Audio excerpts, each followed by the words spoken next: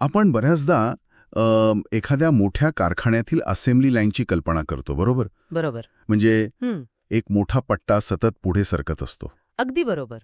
त्यावर कच्च्या वस्तू येतात, कामगार त्या वस्तूवर एक विशिष्ट भाग बसवतात आणि ती वस्तू पुढे जाते. पण समजा एखाद्या कामगाराकडून एखादा महत्वाचा भाग बसवायचा राहून गेला, तर काय होईल? तो पट्टा कोणासाठी थांबत नाही. हो ना, ती अपूर्ण वस्तू तशीच पुढे जाते. त्यावर पुढचे भाग बसवले जातात आणि शेवटी एक सदोष उत्पादन कारखान्याच्या बाहेर पडतं. अगदी तसंच. आणि दुर्दैवाने जर आपण बारकाईने पाहिलं ना, तर आपली पारंपरिक शिक्षण व्यवस्था सुद्धा बऱ्याच अंशी ह्याच असेंब्ली लाईनसारखी काम करते. खरंच? शैक्षणिक वर्ष ठरलेलं असतं, वेळ ठरलेली असते. म्हणजे एखादा विषय किंवा संकल्पना विद्यार्थ्याला पूर्णपणे समजली असो वा नसो, परीक्षा झाली की तो विद्यार्थी थेट पुढच्या वर्गात ढकलला जातो. ती लाईन कधीच थांबत नाही. आणि म्हणूनच आजच्या या सखोल चर्चेचा विषय अत्यंत रंजक आणि डोळे उघडणारा आहे. आज आपण एका अतिशय महत्वाच्या संशोधन साहित्यावर चर्चा करणार आहोत. डॉक्टर बेंजामिन ब्लूम यांची प्रभुत्व संपादन उपपत्ती, ज्याला आपण मास्टरी लर्निंग थिओरी असंही म्हणतो. हो, तीच. आणि यासोबतच मानवी मेंदू आणि स्मृतीच्या प्रक्रियेवर आधारित काही अत्यंत महत्त्वपूर्ण शैक्षणिक नोंदी आपण उलगडणार आहोत. म्हणजे आजचं आपलं मुख्य ध्येय हे समजून घेणं आहे की पारंपरिक शिक्षण व्यवस्था काही विद्यार्थ्यांच्या बाबतीत का अपयशी ठरते. आणि योग्य वेळ, योग्य साधनं दिल्यास बरोबर, योग्य साधनं आणि पद्धत दिल्यास कोणीही कोणत्याही विषयात किमान 70% कौशल्य कसं आत्मसात करू शकतो, यामागचं प्रत्यक्ष विज्ञान काय आहे हे आपण बघणार आहोत. नक्कीच, कारण डॉक्टर ब्लूम यांच्या संशोधनाचा मूळ गाभाच हा होता की शालेय शिक्षणात एक अतिशय मोठा आणि मूलभूत कमकुवतपणा आहे. कोणता? सुस्पष्ट ध्येयाचा आणि काटेकोर नियोजनाचा अभाव. बऱ्याचदा फक्त परीक्षेत पास होणं किंवा अभ्यासक्रम पूर्ण करणं हेच शिक्षणाचं ध्येय मानलं जातं. पण ब्लूम यांच्या मते हे ध्येय कधीच असू शकत नाही. ठीक आहे, आपण हे थोडं उलगडून पाहूया. जर नुसतं पास होणं हे ध्येय नाहीये, तर मग डॉक्टर ब्लूम यांच्या मते शिक्षणाचं खरं ध्येय काय असावं? त्यांच्या मते संपूर्ण ज्ञानात प्रभुत्व मिळवणं हे एकमेव ध्येय असलं पाहिजे. अच्छा, पण प्रभुत्व किंवा मास्टरी म्हणजे नेमकं काय? तर एखाद्या विशिष्ट विषयातील किमान 70% किंवा त्याहून अधिक ज्ञान आणि कौशल्य खऱ्या अर्थाने आत्मसात करणं. हा दृष्टिकोन पूर्णपणे अध्ययनार्थीनिष्ठ म्हणजे लर्नर सेंट्रिक आहे. पारंपरिक व्यवस्थेत वेळ हा घटक स्थिर असतो आणि ज्ञान हे बदलत असतं. म्हणजे एकाच वर्षात काही मुलं 90% ज्ञान मिळवतात तर काही 35%. पण ब्लूम म्हणतात की ज्ञान हे स्थिर असलं पाहिजे आणि वेळ हा लवचिक असला पाहिजे. बापरे, हे खूपच क्रांतिकारी वाटतंय. म्हणजे मगाशी मी जे असेंब्ली लाईनचं उदाहरण दिलं त्यानुसार ब्लूम यांचं म्हणणं असं आहे की जर एखादा भाग बसवायचा राहून गेला असेल तर ती लाईन तिथेच थांबवा. अगदी बरोबर. आधी तो भाग पूर्णपणे बसवा. विद्यार्थ्याला ती संकल्पना समजू द्या आणि मगच पुढे जा. थोडक्यात सांगायचं तर या सिद्धांतानुसार कमकुवत विद्यार्थी अशी कोणतीही गोष्ट नसते, तर फक्त कमकुवत व्यवस्था असते. बरोबर? अगदी तंतोतंत.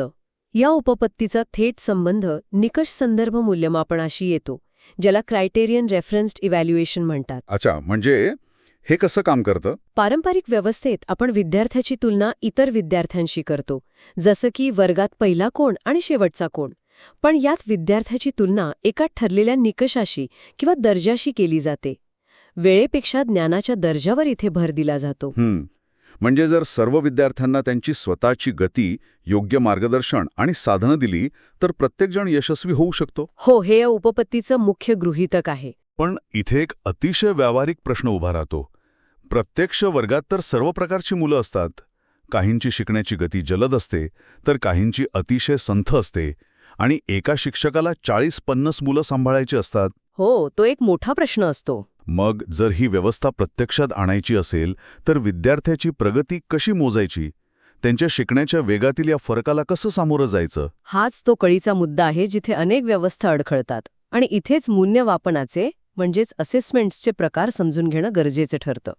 ब्लूमच्या या प्रक्रियेत 2 प्रमुख मूल्यमापन पद्धतींचा विचार केला जातो. कोणत्या 2 पद्धती? पहिला आहे समाकलित म्हणजेच समेटिव्ह आणि दुसरं वैकासिक म्हणजेच फॉर्मेटिव्ह मूल्यमापन.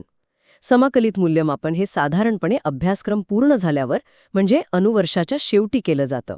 म्हणजे आपली नेहमीची वार्षिक परीक्षा. हो, अगदी तीच. विद्यार्थ्याने किती ज्ञान ग्रहण केलं आहे हे पाहण्यासाठी. म्हणजे जर आपण याची तुलना स्वयंपाक करण्याशी केली ना, बरं. तर हे वैकाशिक म्हणजेच फॉर्मेटिव्ह मूल्यमापन म्हणजे अगदी स्वयंपाक करताना मधूनच भाजीची चव चाखून पाहण्यासारखं आहे. हो, छान उदाहरण आहे हे. जिथे आपण जर मीठ कमी असेल तर ते लगेच वाढवू शकतो, मसाले थोडे बदलू शकतो, बरं. कारण आपण अजूनही स्वयंपाकाच्या प्रक्रियेत आहोत. हो. पण समाकलित म्हणजेच समेटिव्ह मूल्यमापन म्हणजे थेट पाहुण्यांसमोर ताट वाढणं. तिथे जर मीठ कमी असेल किंवा भाजी करपली असेल तर सुधारणेला कोणताही वाव नसतो. सगळा खेळ संपलेला असतो. अगदी.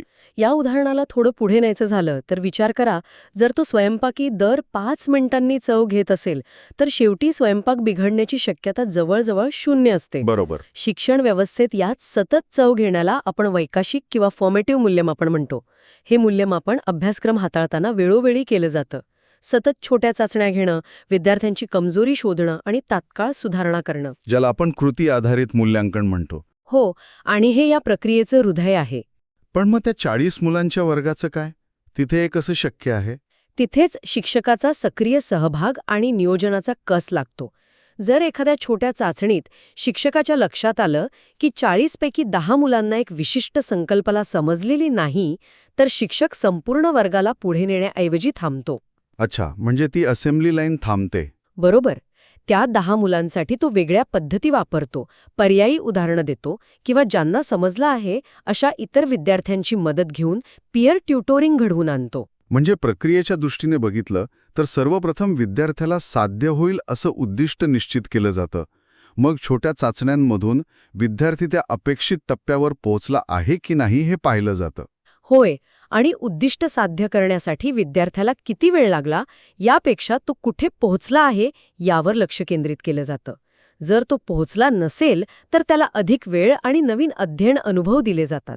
आणि जेव्हा तो त्या अपेक्षित उद्दिष्टापर्यंत पोहोचतो तेव्हाच त्याने प्रभुत्व संपादन केलं असं मानलं जातं. अगदी तसंच. हे ऐकायला खूप तर्कशुद्ध वाटतं, पण जेव्हा आपण म्हणतो की एखादा विद्यार्थी संथ शिकतो किंवा त्याला एखादी गोष्ट समजत नाही, तेव्हा तो नेमका कुठे अडखळतो हे शोधण्यासाठी मुळात मानवी मेंदू बाहेरून आलेली माहिती कशी साठवतो या प्रत्यक्ष प्रक्रियेकडे म्हणजे प्रोसेसकडे आपल्याला लक्ष द्यावं लागेल.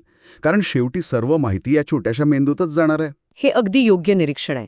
प्रभुत्व संपादन प्रक्रियेचे टप्पे खऱ्या अर्थाने समजून घेण्यासाठी आपल्याला माहिती प्रक्रियेचे म्हणजे इन्फॉर्मेशन प्रोसेसिंगचे 6 टप्पे समजून घ्यावे लागतील. 6 टप्पे? हो. मेंदू एका कॉम्प्युटरसारखा काम करतो. सर्वात पहिला टप्पा म्हणजे संवेदी नोंदणी, सेन्सरी रजिस्टर. बाह्य जगातून येणारी कोणतीही दृश्य किंवा श्राव्य माहिती इथे अत्यंत अल्प काळासाठी साठवली जाते. अल्प काळ म्हणजे साधारण किती? ना शेकडो गाड्या पाहतो, हजारो आवाज ऐकतो, पण मेंदू फक्त 2 सेकंदच ती माहिती पहिल्या टप्प्यात ठेवतो. मग पुढे काय होतं? ती सगळी माहिती नष्ट होते. बहुतांश माहिती नष्टच होते. पण तिथेच येतो दुसरा टप्पा, लक्ष व निवड, अटेन्शन अँड सिलेक्शन. अच्छा. या प्रचंड संवेदी माहितीमधून आपला मेंदू फक्त उपयुक्त किंवा लक्ष वेधून घेणाऱ्या माहितीची निवड करतो. जसं की गोंधळाच्या ठिकाणी कोणीतरी आपलं नाव पुकारलं तर आपण लगेच लक्ष देतो. हो, बरोबर. तिथून ती निवडलेली माहिती तिसऱ्या टप्प्यात जाते, ज्याला अल्पकालीन स्मृती, शॉर्ट टर्म मेमरी म्हणतात. अल्पकालीन स्मृती.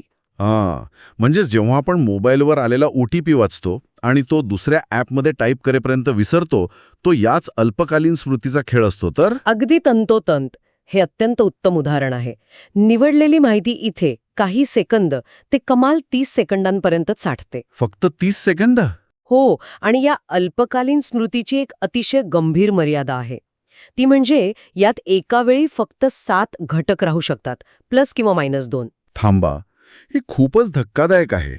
जर आपल्या अल्पकालीन स्मृतीची क्षमता इतकी मर्यादित आहे, म्हणजे फक्त 7च्या आसपास घटक आणि तेही केवळ 30 सेकंदांसाठी, तर जर मुलांचा मेंदू अशाच प्रकारे काम करत असेल, आपण त्यांना एकाच वेळी पाढे, भूमितीचे नियम आणि इतिहासाच्या तारखा कसे काय शिकू शकतो? हाच तर खरा प्रश्न आहे. मग प्रक्रिया म्हणजे प्रोसेसिंग हा तो टप्पा आहे का जिथे बहुतांश लोक किंवा विद्यार्थी अडकतात? तुम्ही बरोबर नस पकडली आहे. चौथा टप्पा आहे प्रक्रिया, प्रोसेसिंग किंवा रिहर्सल. आणि हा टप्पा खऱ्या अर्थाने गेम चेंजर आहे. कसं काय? या टप्प्यात माहितीची पुनरावृत्ती करणं, तिचा अर्थ लावणं आणि जुन्या माहितीशी तिचे संबंध जोडणं ही कामं होतात.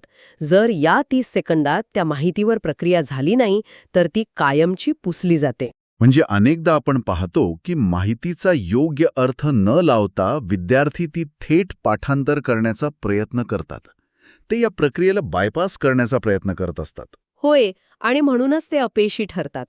संथ गतीने शिकणाऱ्या विद्यार्थ्यांना अधिक वेळ आणि पर्यायी मार्ग देणं का गरजेचं असतं? कारण त्यांचा मेंदू अर्थ लावण्यासाठी वेळ घेत असतो. बरोबर. त्यांचा मेंदू या प्रक्रियेच्या टप्प्यात अर्थ लावण्यासाठी अधिक वेळ घेत असतो. जर आपण त्यांना वेळ न देता थेट पुढच्या धड्यावर गेलो तर ती माहिती 30 सेकंदातच नष्ट होते आणि पुढची माहिती आदळायला सुरुवात होते. समजलं. म्हणजे प्रक्रिया व्यवस्थित झाली तरच ती माहिती पुढच्या म्हणजेच 5व्या टप्प्यात जाते, जो आहे दीर्घकालीन स्मृती, लॉंग टर्म मेमरी, जिथे माहिती दीर्घकाळासाठी किंवा कायमची साठवली जाते. अगदी बरोबर. आणि या दीर्घकालीन स्मृतीतही माहिती 3 वेगवेगळ्या स्वरूपात साठवली जाते. कोणत्या 3 स्वरूपात? तथ्ये आणि संकल्पना, जसं की भारताची राजधानी कोणती. दुसरं प्रक्रियात्मक प्रोसिजरल, म्हणजे एखादं कौशल्य, जसं की पोहणं किंवा सायकल चालवणं. अच्छा. आणि तिसरं? आणि तिसरं स्मृती आधारित एपिसोडिक, म्हणजे आपल्या आयुष्यातील वैयक्तिक अनुभव, जसं की शाळेचा पहिला दिवस. आणि या सर्व प्रक्रियेचा सर्वात शेवटचा 6वा टप्पा आहे पुनःस्मरण, रिट्रीव्हल. पुनःस्मरण म्हणजे दीर्घकालीन स्मृतीतील माहिती पुन्हा वापरासाठी बाहेर काढणं, बरोबर? जसं की परीक्षेच्या वेळी उत्तर लिहिताना किंवा प्रत्यक्ष आयुष्यात एखादी कृती करताना ती माहिती आठवणं. अगदी बरोबर. माहिती साठवणं आणि ती वेळेवर आठवणं या दोन्ही वेगवेगळ्या गोष्टी आहेत. प्रभुत्व मिळवण्यासाठी पुनःस्मरण अतिशय जलद आणि अचूक असावं लागतं. तर ह्या सगळ्याचा नेमका अर्थ काय होतो? एकदा का माहिती यशस्वीरित्या दीर्घकालीन स्मृतीत गेली आणि तिचं पुनःस्मरण करता आलं की शिक्षण पूर्ण झालं असं म्हणायचं का? नाही, मुळीच नाही. कारण नुसतं पाठांतर करून जसंच्या तसं उत्तर लिहून काढणं म्हणजे प्रभुत्व मिळवणं नव्हे, हे तर आपण सुरुवातीलाच पाहिलं. मग या साठवलेल्या माहितीचं पुढे काय करायचं? हा अत्यंत महत्वाचा प्रश्न आहे आणि तिथेच ब्लूमची टॅक्सॉनॉमी चित्रात येते. डॉक्टर ब्लूमने प्रभुत्व संकल्पनेशी संबंधित स्तर आणि कौशल्य यांची एक वैचारिक उतरण किंवा शिडी तयार केली आहे. ती फक्त माहितीचं स्मरण करण्यावर थांबत नाही, तर मानवी बुद्धिमत्तेच्या सर्वोच्च स्तरापर्यंत जाते. आपण या शिडीच्या पायऱ्या थोड्या सोप्या भाषेत समजून घेऊ शकतो का? नक्कीच. याचे 6 स्तर आहेत. पहिला आणि सर्वात खालचा स्तर आहे स्मरण, रिमेंबरिंग, म्हणजे फक्त माहिती लक्षात ठेवणं किंवा पाठांतर करणं, जसं की गुरुत्वाकर्षणाचा शोध कोणी लावला हे सांगणं. आपली सध्याची परीक्षा पद्धती बहुधा याच पहिल्या पायरीवर थांबते. दुर्दैवाने हो. पण दुसरी पायरी आहे समज, अंडरस्टँडिंग. नुसतं नाव पाठ करण्यापेक्षा गुरुत्वाकर्षण म्हणजे काय आणि ते कसं काम करतं याचा अर्थ समजणं. आणि तिसरी पायरी आहे उपयोग, अप्लाइंग. शिकलेली माहिती प्रत्यक्षात वापरणं, म्हणजे गुरुत्वाकर्षणाचा नियम वापरून एखादं गणित सोडवणं. हे खूपच रंजक आहे. म्हणजे पाठांतराकडून आपण प्रत्यक्ष वापराकडे आलो. आणि चौथी पायरी आहे विश्लेषण, ॲनालायझिंग. माहितीचे विविध भाग आणि संकल्पना वेगळ्या करून समजून घेणं. एखादा पूल का कोसळला, यात गुरुत्वाकर्षण आणि इतर कोणत्या बलांचा संबंध होता हे तपासून पाहणं. अच्छा. 5वा स्तर आहे संकलन व मूल्यमापन, इव्हॅल्युएटिंग. इथे निर्णय घेणं व समीक्षण करणं अपेक्षित असतं. म्हणजे 2 वेगवेगळ्या डिझाईन्सपैकी कोणता पूल जास्त मजबूत राहील यावर स्वतःचं मत मांडणं. आणि सर्वात शेवटची पायरी कोणती? सर्वात शेवटचा आणि सर्वोच्च स्तर म्हणजे निर्मिती, क्रिएटिंग. सर्व जुन्या माहितीचा, विश्लेषणाचा आणि मूल्यांकनाचा वापर करून एक पूर्णपणे नवीन कल्पना, डिझाईन किंवा संकल्पना तयार करणं. जेव्हा विद्यार्थी या निर्मितीच्या स्तरावर पोहोचतो तेव्हा खऱ्या अर्थाने त्याने त्या विषयात प्रभुत्व मिळवलं असं मानलं जातं. याचं कसं? या सगळ्या सिद्धांताचा व्यावहारिक जगात शैक्षणिक उपयोग काय आहे? याचे अनेक फायदे आहेत. जसं आपण आधी चर्चा केली, वेगवेगळ्या गतीने शिकणाऱ्यांना संधी देणं हा पहिला उपयोग. प्रत्येक विद्यार्थ्याला स्वतःच्या गतीने स्मरण ते निर्मिती हा प्रवास करू देणं. दुसरं म्हणजे वैयक्तिकृत शिकवण, पर्सनलाइज लर्निंग. शिक्षकाने एकाच साच्यात सर्वांना बसवण्याऐवजी विद्यार्थ्याच्या आवश्यकतेनुसार व्यक्तिगत मदत दिली पाहिजे. तिसरं म्हणजे आपण पाहिलेलं सतत मूल्यांकन. लघु चाचण्या आणि फीडबॅकने शिकण्याचे दोष वेळीच ओळखून त्यात सुधारणा करता येतात. आणि मला वाटतं या सगळ्याचा सर्वात मोठा परिणाम विद्यार्थ्याच्या मानसिकतेवर होत असावा. पारंपरिक व्यवस्थेत जो विद्यार्थी मागे पडतो तो स्वतःला ढस समजायला लागतो. पण या व्यवस्थेत तसं होणार नाही. निर्माण होतो. हो ना? कारण त्यांना जाणवतं की कोणीतरी आपल्याला समजून घेत आहे, आपल्या शिकण्याच्या नैसर्गिक गतीचा आदर करत आहे. जेव्हा विद्यार्थ्याला हा आधार मिळतो तेव्हा तो भीतीमुक्त होतो आणि एक भीतीमुक्त विद्यार्थीच निर्मिती या सर्वोच्च पायरीपर्यंतचा प्रवास अत्यंत आत्मविश्वासाने करू शकतो. खरंच हा दृष्टिकोन शिक्षणाकडे बघण्याचा आपला दृष्टिकोनच बदलून टाकतो. आजच्या या चर्चेतून आपण जे काही पाहिलं त्याची एकदा उजळणी करूया. डॉक्टर ब्लूम यांचा सिद्धांत आपल्याला अतिशय स्पष्टपणे सांगतो की शिकणं ही काही साचेबद्ध शर्यत नाहीये जिथे सर्वांनी एकाच वेळी अंतिम रेषा ओलांडली पाहिजे. 70% किंवा त्याहून अधिक प्रभुत्व मिळवण्यासाठी प्रत्येक विद्यार्थ्याला योग्य वेळ आणि योग्य पद्धत मिळणं आवश्यक आहे. आणि त्यासाठी समाकलित म्हणजे समेटिव्ह मूल्यमापनाची वाट न बघता वैकसिक मूल्यमापन म्हणजे प्रक्रियेत असतानाच सतत चाचपणी करणं अत्यंत गरजेचं आहे. बरोबर. त्याचबरोबर आपल्या मानवी मेंदूच्या माहिती प्रक्रियेच्या म्हणजे संवेदी नोंदणीपासून ते प्रक्रियेपर्यंतच्या ज्या काही नैसर्गिक मर्यादा आहेत त्यांचा आदर करूनच ही शिक्षण पद्धती आखली गेली पाहिजे. आणि इथे मला एक गोष्ट प्रकर्षाने सांगावीशी वाटते की हे सगळं फक्त शाळेत जाणाऱ्या विद्यार्थ्यांसाठीच महत्त्वाचं आहे असं नाही. आपण सर्वजण आयुष्यभर कोणत्या ना कोणत्या अर्थाने विद्यार्थीच असतो. अगदी खरंय. एखाद्याला नवीन भाषा शिकायची असो किंवा ऑफिसमध्ये आलेलं एखादं नवीन सॉफ्टवेअर आत्मसात करायचं असो, स्वतःच्या शिकण्याच्या गतीचा स्वीकार करणं आणि आपला मेंदू कसं शिकतो हे समजून घेणं आपल्या सर्वांसाठी अत्यंत उपयुक्त ठरतं. नक्कीच. शिकण्याची ही टप्प्याटप्प्याची प्रक्रिया समजून घेतल्याने आपण स्वतःवर अन्याय करणं टाळतो आणि इतरांनाही अधिक चांगल्या प्रकारे मदत करू शकतो. आजच्या या सखोल चर्चेतून एक गोष्ट अगदी लख्खपणे स्पष्ट होते. ती म्हणजे आपल्या अल्पकालीन स्मृतीची क्षमता फक्त 30 सेकंद आणि कमाल 7 घटकांपर्यंतच मर्यादित आहे. आणि त्या 30 सेकंदात जर आपण त्या माहितीवर प्रक्रिया केली नाही तर ती दीर्घकालीन स्मृतीत कधीच पोचत नाही. ती माहिती कायमची नष्ट होते.